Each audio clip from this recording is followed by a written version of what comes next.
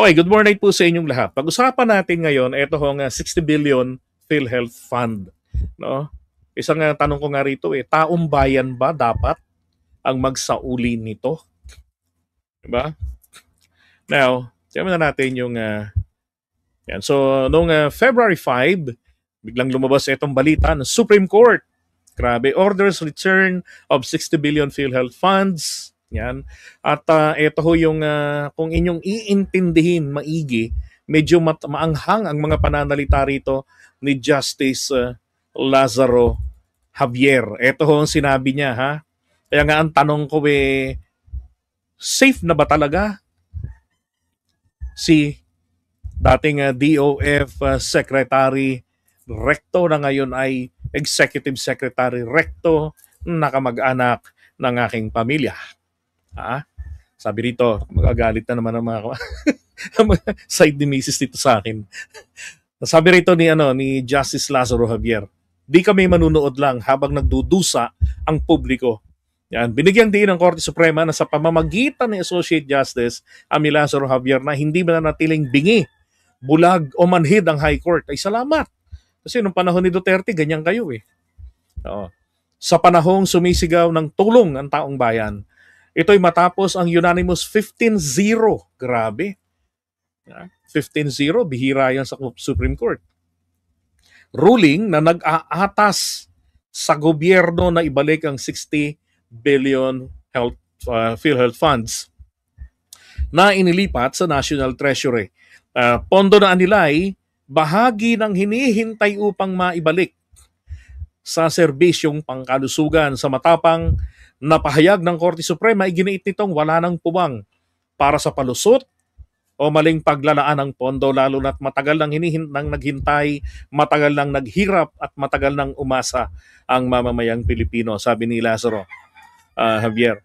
No more excuses, no more misdirection of funds and of priorities. We will not sit idly by. This court will not be deaf to the pleas of our people. We will not be blind to their plight, and we certainly will not be callous to their agony. Yun. E di salamat, mabuti, 'di ba? Na maninindigan kayo sa tama, sa batas. Para naman yan kasi pag ginawa nila yan, ng mga korte natin, favorable yan sa taong bayan.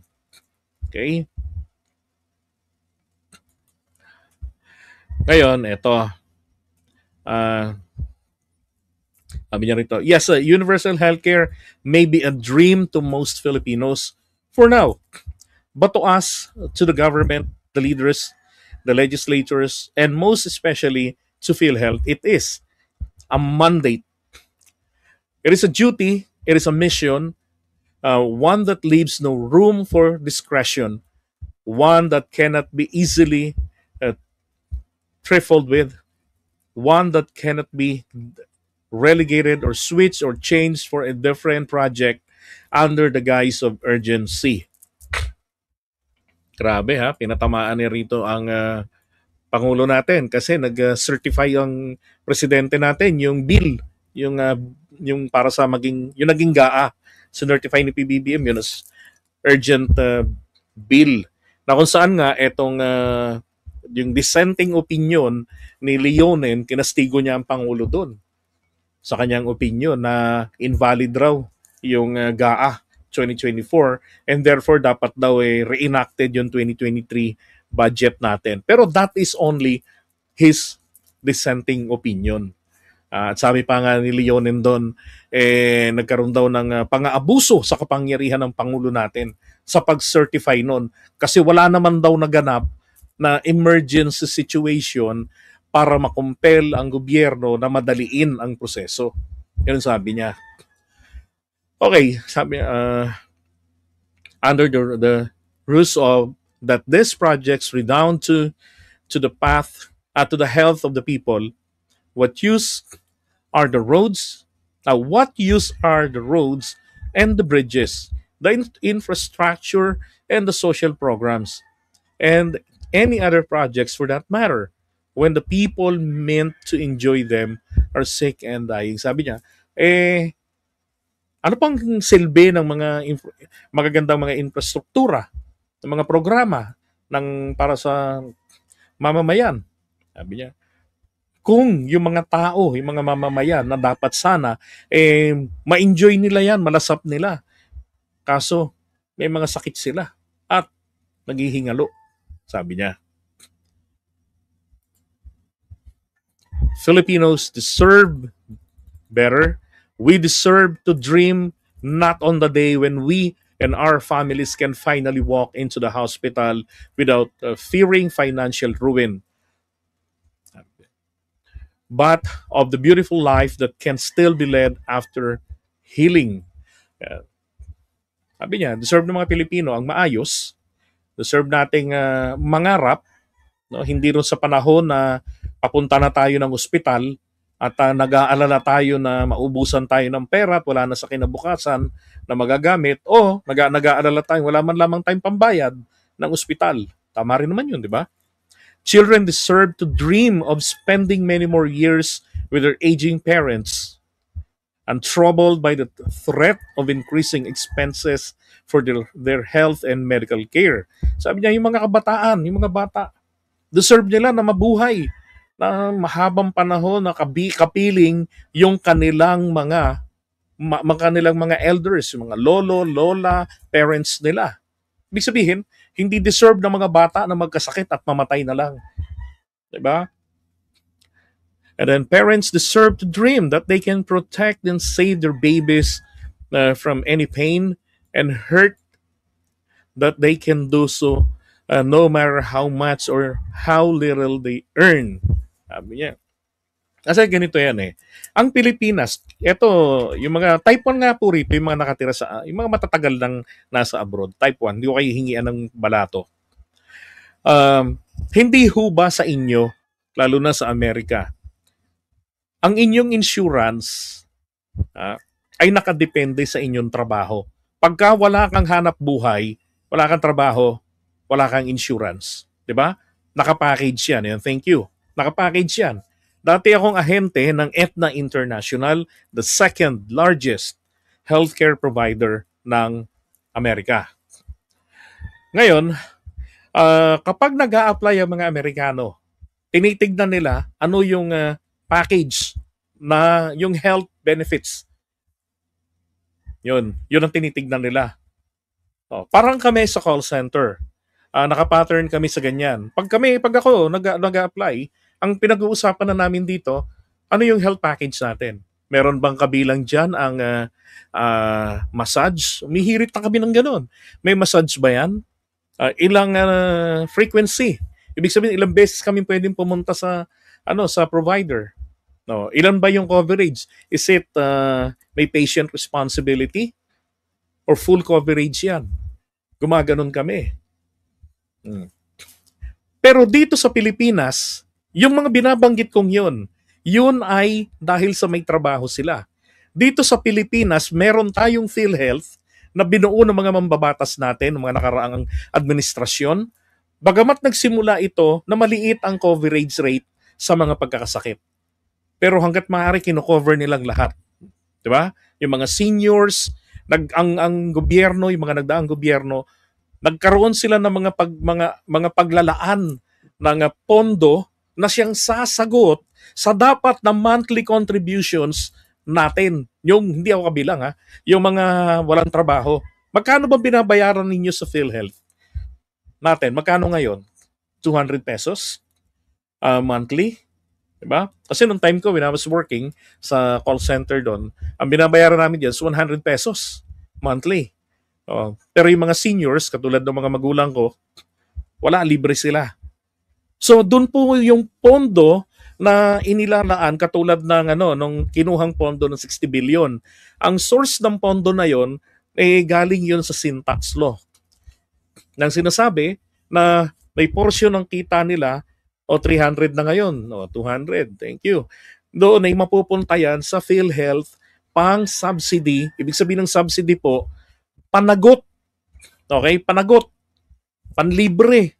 Kumbaga, sagot ko na yung tropa natin. Kung magkano yung kanyang isi-shell out, yung kulang, sagot ko na. Ganun ibig sabihin nun.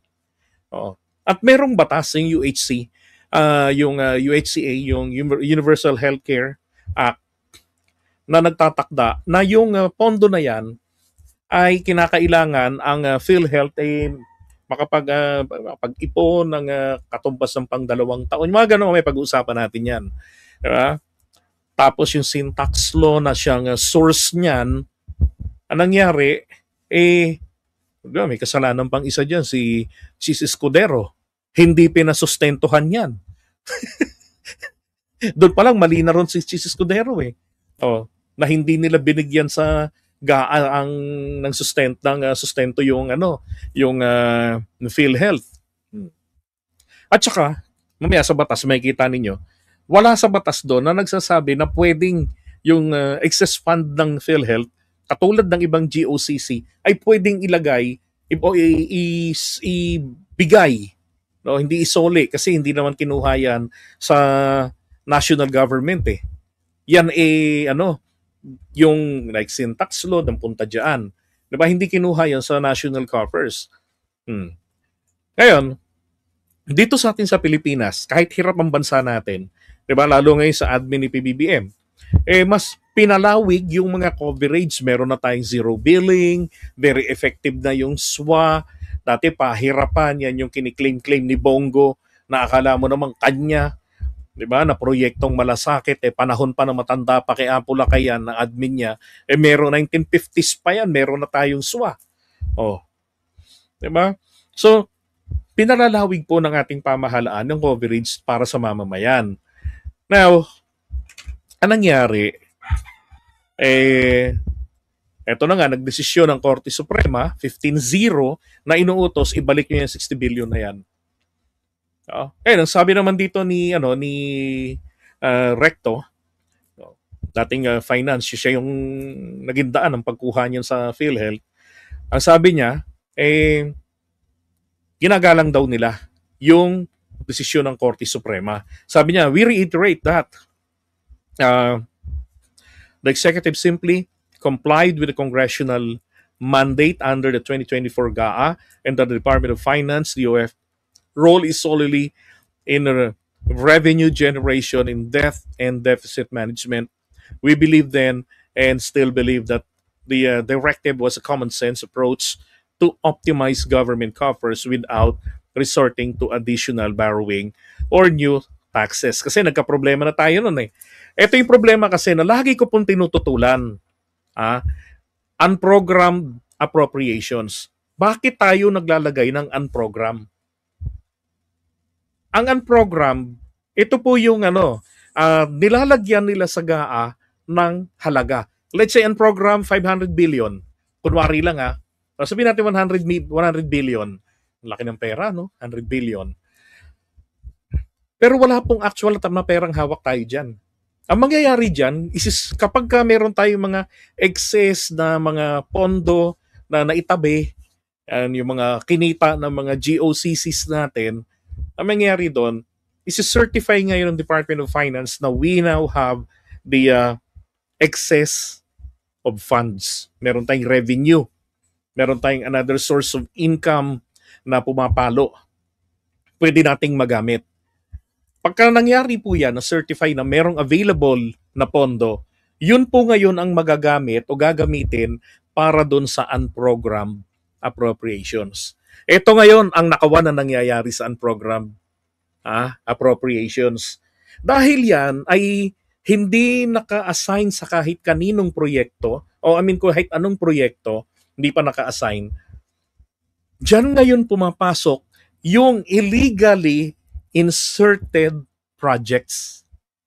Bakit illegally? Kasi po pag nanakawan yan, hindi ba previously binabanggit ni Toby Chanco na hinihingi ng mga taga House of Representatives sa Pangulo na i-release na yung for later release yung FLRs, right? Kasi yung source of fund naman nito ay galing sa unprogrammed appropriations.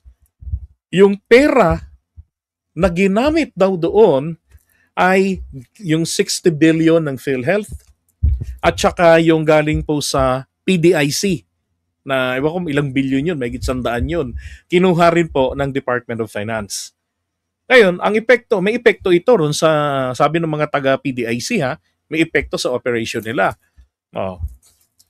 Ngayon, yung pera na napunta na ron sa unprogrammed appropriations coming from PhilHealth, 60 billion, and then more than 100 billion, o 110 billion kung nagkakamali, galing doon sa PDIC, ay nagamit ng mga magnanakaw dyan sa infrastructure projects. Sa mga flood control projects. Yung iba naman, tina-target nila, kasi hindi lang naman tayo ngayon naggawa ng unprogrammed appropriations eh. Dati pa eh. Diba? Ngayon, ito si PBBM, may mga nahuli sila during the, para naman po roon sa, naalala ninyo yung budget ngayon, di ba? Yung 2025. Hinihingi na yan ni na Aimee at saka na ibang mga kongresista na pumirma sa impeachment ni Sara. Ang sabi ng Pangulo, wala naman kaming usapang ganyan. Yan, referring to Martin Romualdez, na merong pabuya na unprogrammed na yung mga project na yan na naka-FLRs i-release. So sa 2024 po, hindi pa humainit kasi noon eh sa budget ng 2024. Kaya yung mga kalokohan nila, madali nilang nagawa. Yun ang problema ngayon. Kaya nga ang tanong ko, nasaan na napunta? Ano na nangyari sa 60 billion pesos ng perang galing ng PhilHealth at yung kinuha nila sa PDIC? Pero fokusan natin muna yung sa PhilHealth. Kasi yung PhilHealth, hindi pala talaga ito pwedeng gamitin sa ibang bagay. Specific lang talaga ito sa healthcare ng mga Pilipino. Doon lang ito pampababa ng bayarin. Ibig sabihin, kung yung coverage sa pigsa ay 50% lang, yung 50% ng bill, babayaran pa ng tao, gagawin ng 100% para pwede ka na magkapigsa all the way. Yung mga nagkakaroon ng dialysis, di ba? Magkano ang per session? Dati binabayaran nila nasa, kung nagkakamali, sa kapitan namin ng buhay pa, 8,000 hanggang sa kalaunan bumaba, naging 4,000 hanggang sa ngayon may zero billing tayo, tumaas pa yung frequency. Ibig sabihin ng frequency, yung dami ng beses na pwede mong gawin 'yon sa loob ng isang buwan para maiwasan na yung labis na paglabas ng pera. Correct. Dapat doon lang yung pera na yan ng PhilHealth. Okay? So, anong nangyari kasi dito? And ito pa. Ang sabi niya, ang dahilan niya ni Recto ay ginamit lang daw niya is the common sense approach. Mga kababayan, hindi pwedeng applicable palagi ang common sense approach kasi may mga batas pala tayo na dapat natin tinitignan. Di ba? Dapat pala alam natin yung mga batas. Ito bang pondong ito, para saan ba talaga to? Ano ba yung source nito? Ano bang disenyo ng pondo na to? Dapat inaalam nila yon. Ngayon, ang nangyari, ito, sabi nung PCO secretary natin, si Dave Gomez, papabaya daw nila itong desisyon ng Korte Suprema sa Office of Solicitor General kay Berberabe. Pati yung possible motion for reconsideration. Ako sir, parang awa nyo na, huwag na kayong mag-MR. 15-0. 15-0 yan. Imposible yan na baguhin ng Korte Suprema. At saka, yan ay para sa taong bayan. Bakit pa ipapa-MR pa yan? Hindi, in the first place, hindi na nga tamang kinuha yung pondo niyan eh. Double jeopardy na nga nangyari sa PhilHealth. Hindi na binigyan nila si Escudero ng pondo. Di ba? Nakunan pa ng 60 billion. Oh my God. Eto ngayon, sabi niya rito ha. Gomez also emphasized that even before the issuance of the ruling, President Ferdinand Marcos Jr. had already taken proactive measures to restore the 60 billion excess fund to PhilHealth. Tama yan. May content ko nga yan. Now, something na frustrating dito, hindi po sumunod ang Department of Finance sa kautusan na yan ng Pangulo. na i-restore na yung perang 60 billion. Pag sinabi nating i-restore, ibabalik mo yung pera sa kanila. 'Di ba? Pero hindi po sinunod ng Department of Finance. So doon nagkakamali, September yan, sinabi ng Pangulo. Hanggang sa mga oras na to, wala ang 60 billion na ipinababalik ng Pangulo sa PhilHealth. Yan, tanong ko ngayon, sino ba talaga ang dapat na magsauli ng pera sa PhilHealth? Kasi sa utos ng Korte Suprema, idadaan ito sa GAA 2026. Pag dinaan ito sa GAA, ibig sabihin galing sa buwis ng taong bayan. Whether ipangutang ng gobyerno yung pondong gagamitin sa 2026, whether kitain ito ng mga government corporations, mga GOCCs, whether kitain yan galing sa Maharlika Investment Corporation, sa mga investments nila, 'di ba? Hindi pa rin po tama para sa inyong kabang lingkod. Hindi pa rin, para sa akin hindi tama na ganun sa GAA idadaan. Bakit? Lahat po ng amount na binabanggit ko sa inyo, lahat ng perang yan, dapat yan para sa mga Pilipino. Okay? Dapat yan sa mga services sa atin. Hindi para pangbayad ng utang. Ngayon, saan natin kukunin yung pera? Ano yung sinasabi nung ni Javier? 'Di ba? Nagamit yung pera sa infrastructure. Malamang nadali pa ng flood control. Diyan po ngayon pumapasok dito ang restitution. Na ayaw ni Senador, pinakamahusay, pinakamalupit, pinakamatinding senador ng Pilipinas, first-timer, si Rodante Marcoleta. Ayaw na ayaw niya. Ang restitution. Aniya, ang restitution, sa bandang huli, korte ang magsasabi niyan. Alam niyo, pag usaping pera, dapat pag sinabing restore, mabilis yan, di ba? Dapat yung mga gustong mapasama sa witness protection program na aminado, kasi kailangan nilang aminin ang ginawa nilang pagnanakaw, kailangan, di ba? Magsole, maaga pa, magkaroon na ng early restitution. Hindi yung hihintayin pa yung paglipas ng panahon, nalilitisin pa ng korte, tapos i-dismiss yung i-withdraw ng prosecution yung demanda, and then ang korte later on magdi-determine kung magkano yung i-restitute. Kung naubos. 'Di ba? Paano na ngayon? Paano kung bago pa ma-hold yung mga yan? Wala nang mangyari. Akala natin naka-freeze. Pero letra na lang pala yung naka-freeze. Wala na palang makukuha. Di ba? Mainam yung maaga. Dapat doon manggagaling halimbawa, 60 billion yan. May makukuha tayo kay na Diskaya at sa iba pang mga kasali dyan ng 20 billion. Di malaking bagay na yon. Di ba? Meron tayong makukuha yung mga properties ng mga yan. Isoli nila sa gobyerno. Wag lang silang makulong. Aanihin mo naman ang kalayaan kung ikaw naman. Di ba? Parang si Duterte na naghihimas ng rehas. Kung dito pa sa Pilipinas makulong, disiksikan. 'Di ba? So maina, magbalik na sila, pero hinaharang ni Marcoleta. So ngayon, dahil sa pagharang ni Marcoleta sa restitution, early restitution, tayo, taong bayan po, yung services dapat na mababayaran, gagastusan ng mga kita, ng mga GOCCs, mapupunta pa para sa serbisyo na dapat ay napunuan para sa 2025. 'Di ba? Kung saan hinugot sa GAA 2024. Tsaka dapat, dahil pagkakamali ni Recto yan, dapat magbigay siya. 'Di ba? Dapat ganoon yung mga sangkot dyan, kuhaan niya ng mga ari-arian nila.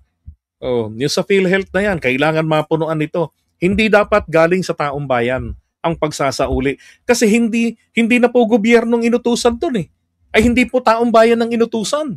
Gobyerno na kumuha ng 60 billion ang inutusan na magbalik ng pera. Di ba? At kung yan ay nagamit sa mga magnanakaw, nanenok yan, bawian yung mga nanenok. 'Di ba? Yung mga nagnakaw. Kaya ang tanong ko, safe ba si Ralph Recto? Well, let's see. Dito ako nalulungkot eh. September 20, sinabi ng Pangulo yan, no? Isoli na eh. I-restore yung pera, 60 billion. Oh. Inunahan nga niya yung sinabi na yung desisyon. Maaring naitip na yan sa Pangulo ng kanyang meron kasi siyang isang Supreme Court Justice, Associate Justice na appointed diyan eh. Hmm. Diba? Ay, nakakalungkot.